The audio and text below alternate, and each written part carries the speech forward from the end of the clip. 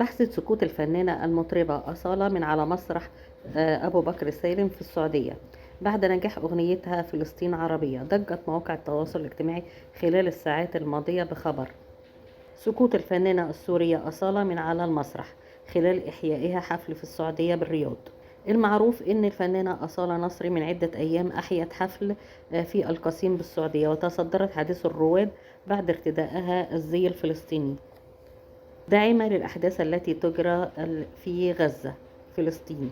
أحيت الفنانة أصالة حفلا في السعودية ضمن فعاليات مهرجان الغناء بالفصحى لعام 2023، وذلك يوم أول أمس بالعاصمة السعودية الرياض.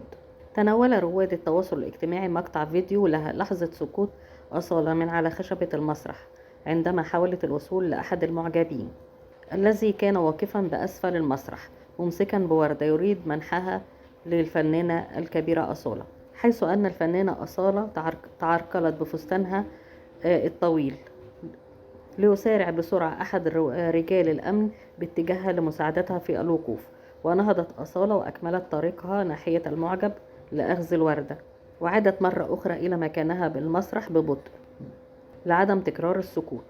تناول رواد الموقع التواصل الاجتماعي والسؤال عن السبب في هذه الحادثة، منهم من كتب يقول إيش السبب وداخت، ويرد عليه أحد المتابعين يقول السبب لأرضية المسرح، والسبب أرضية المسرح أو الستيج كان مرتب بطريقة غير آمنة، وده اللي بيشتكي منه كل المطربين اللي بيقفوا على المسرح في أي من الحفلات، سوء التنظيم.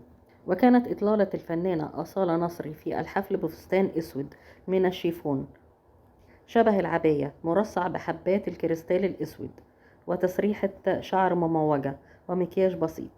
وتفاعل الجمهور معها وغنت لفيروز أعطيني الناي ولأم كلثوم هذه ليلتي ومصطفى نصري يا حبيبي. وفي آخر الحفل شكرت أصالة جمهورها على التشجيع والمحبة. وهذه كانت الليلة الثالثة للغناء بالفصحى، وقالت أصالة لجمهورها أسعدتوني. لو الفيديو عجبكم اشترك في القناة ولايك. أشوفكم في فيديو آخر.